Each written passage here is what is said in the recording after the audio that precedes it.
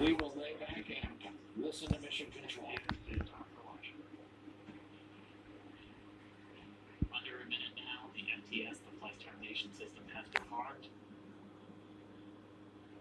Dragon 56, go for launch.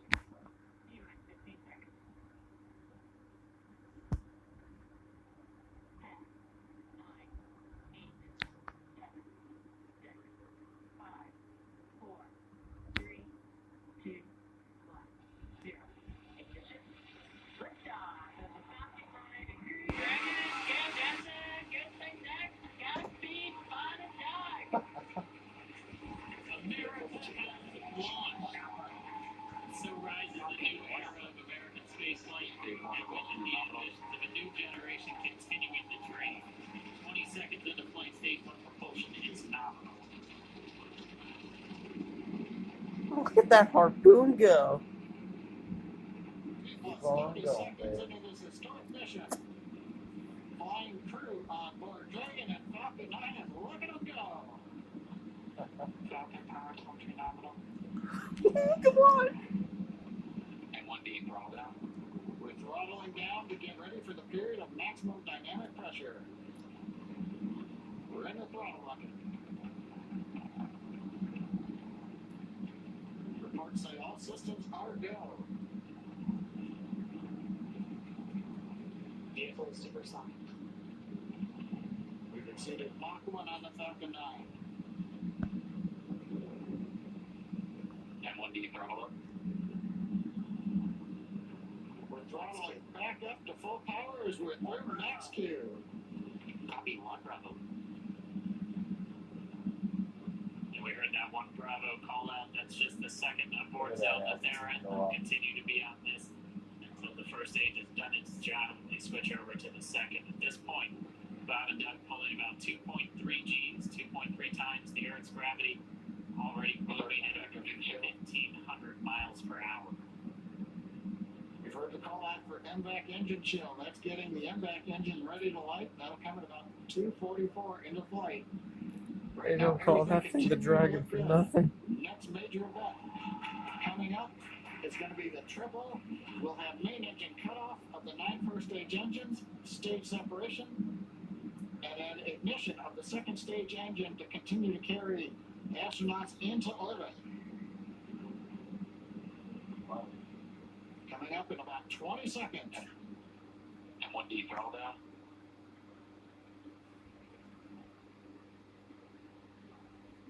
We're throttling down the Merlin engines on the first stage.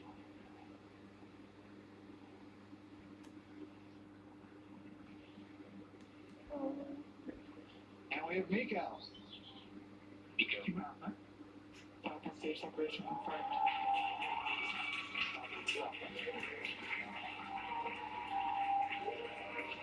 And back ignition.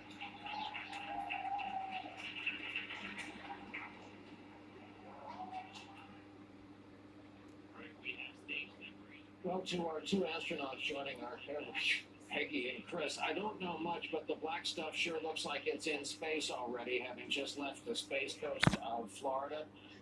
Peggy, your reaction to what we are witnessing? So this is fantastic. We've gotten through the first stage.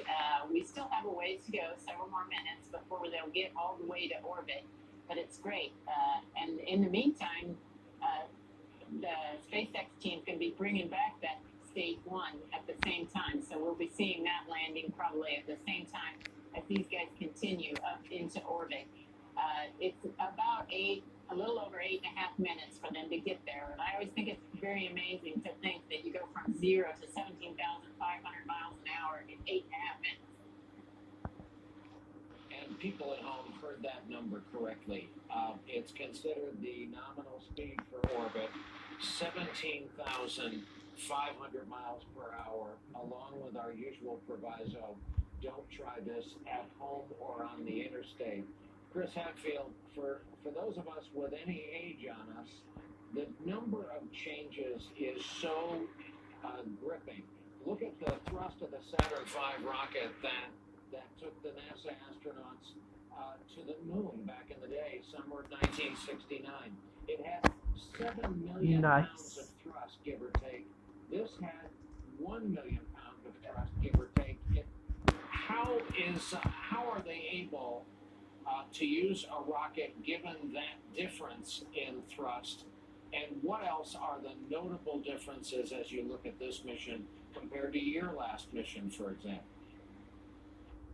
Part of it, Brian, is like if you look at what the Wright brothers flew back in 1903, and then you compare that to what we know is a great design for a jet airplane today, we've learned a lot since the very first rockets that went out. We learned a huge amount with the space shuttle, and luckily, the folks at NASA, SpaceX, Elon Musk, they've been able to learn from all that, to optimize it, to refine the design, to make it super efficient.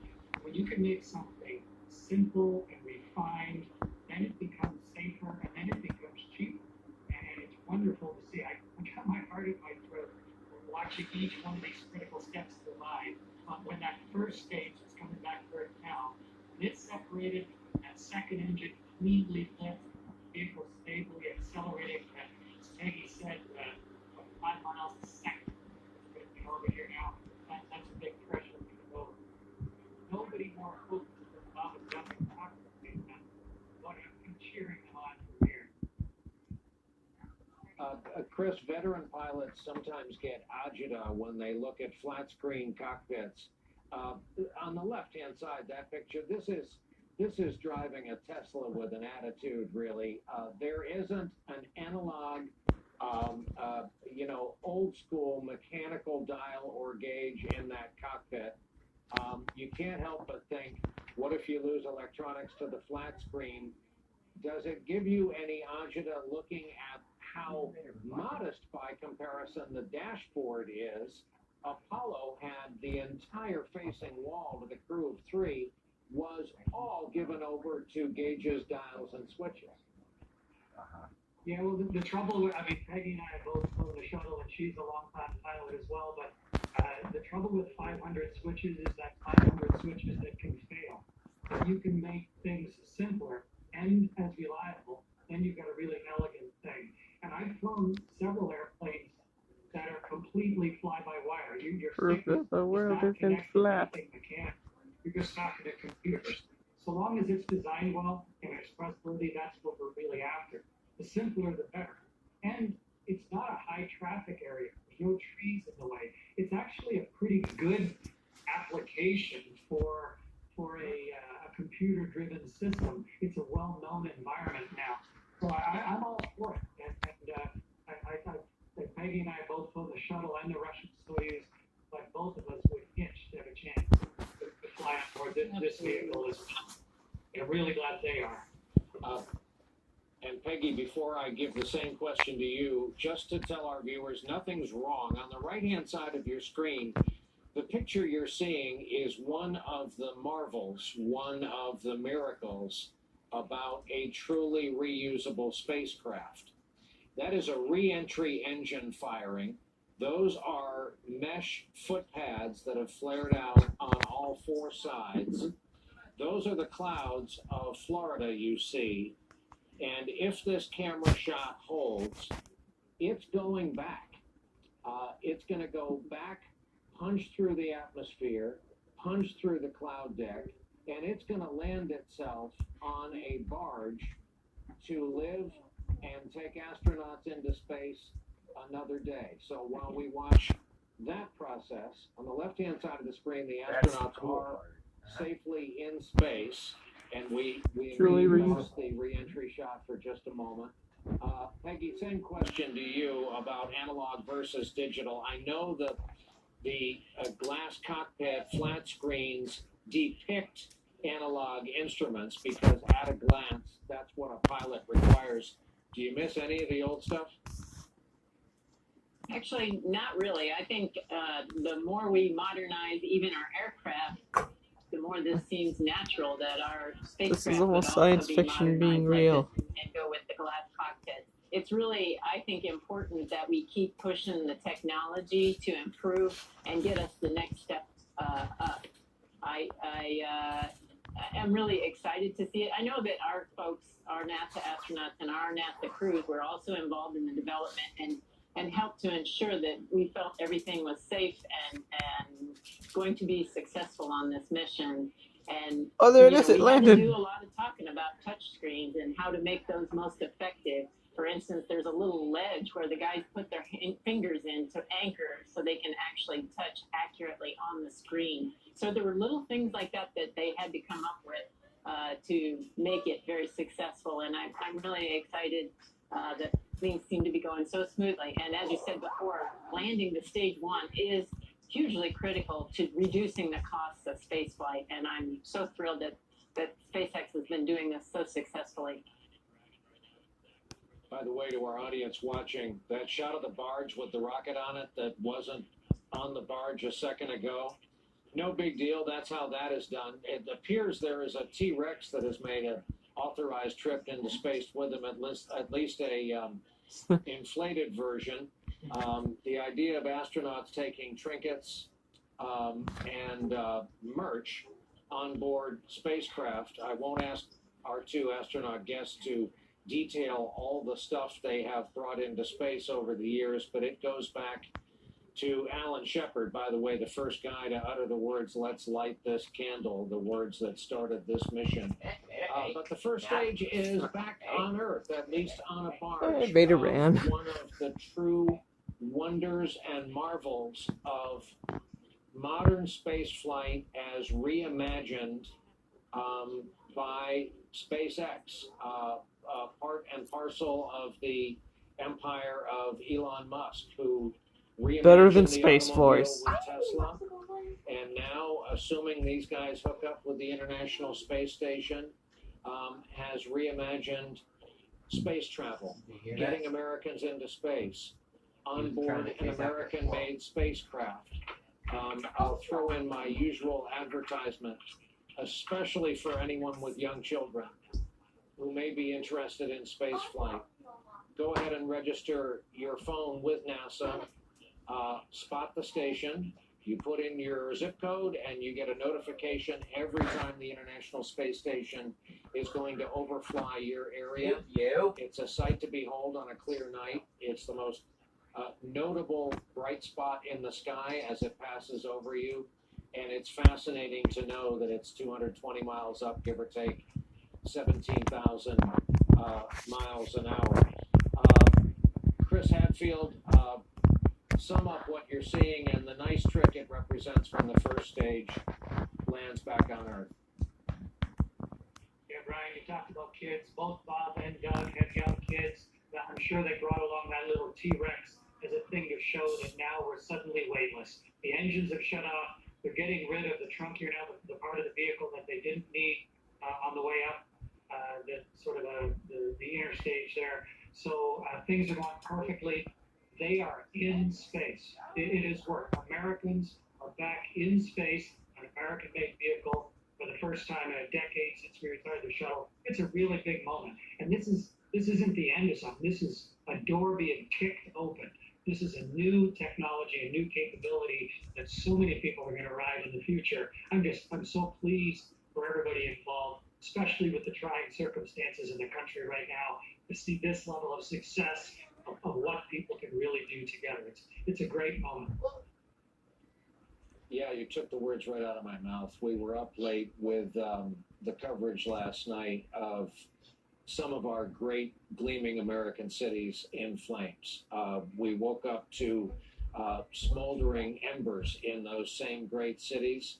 We woke up to reports that there are perhaps even foreign financed agitators in our midst as part of the population of protesters whose aims, though fueled by anger and sadness, were a hell of a lot more pure than some of the political motives being alleged today.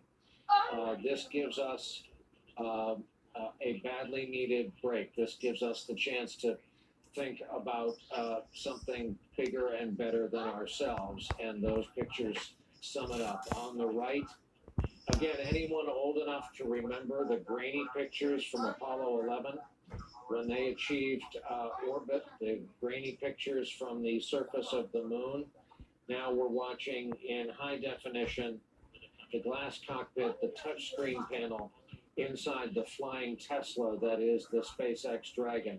Tom Costello covers all things aviation for us. He is at the Kennedy Space Center. Well, Tom, they did it.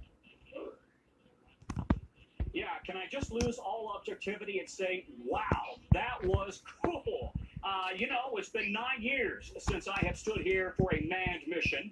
You and I have both been down here at the Kennedy Space Center over the years watching those marvelous shuttle liftoffs from Pad 39A, and then we've been in this 9-year pause while the Russians were giving the Americans a ride at the tune of, by the way, $86 million per seat. And so now back on an American rocket headed for the space station. It's a great day. And what's nice about it is it's a bipartisan great day. I think the whole country rejoices in this. A couple of interesting factoids here, Brian. The mission for these two astronauts will last anywhere from 1 to 4 months. They don't know. Imagine that you have to go into space and you don't know how many pair of underwear to bring. Well, they don't know because they want to give this rocket and they want to give Dragon a real good test run. So now the rocket has completely separated from Dragon. Dragon is the spacecraft, if you will, the space ship. It's on its way to the space station, rendezvousing after a 19-hour trip sometime tomorrow. So over the course of the next 19 hours, they will incrementally increase their pitch and their altitude to get on the same orbit with the International Space Station and then go into docking mode. And that's where all of this comes together, and they will see for sure that all of this technology is performing as well as advertised. Keep in mind, this is the same vehicle, essentially, the same spaceship that has been setting up cargo for some time under the SpaceX brand name. Now it's carrying two Americans, Doug Hurley and Bob Behnken, who could not be more unassuming American heroes and really, I think, represent the best of what this country is all about, right? Experience and expertise and military commitment and service and science. And it's a great day for this country that could use a great day. By the way, the president and the vice president both here today, and the president arriving just before this liftoff. Really, I was afraid wasn't going to make it in time because he cut it kind of close. But he did arrive. He did get to see the liftoff at 3:22 Eastern time, and every single data point hit right on the money. From max Q, which is, as you know, is when you have the maximum forces on a spaceship. To That was MECO, main engine amazing. cutoff, perfect. To the secondary cutoff of the engine. Yeah.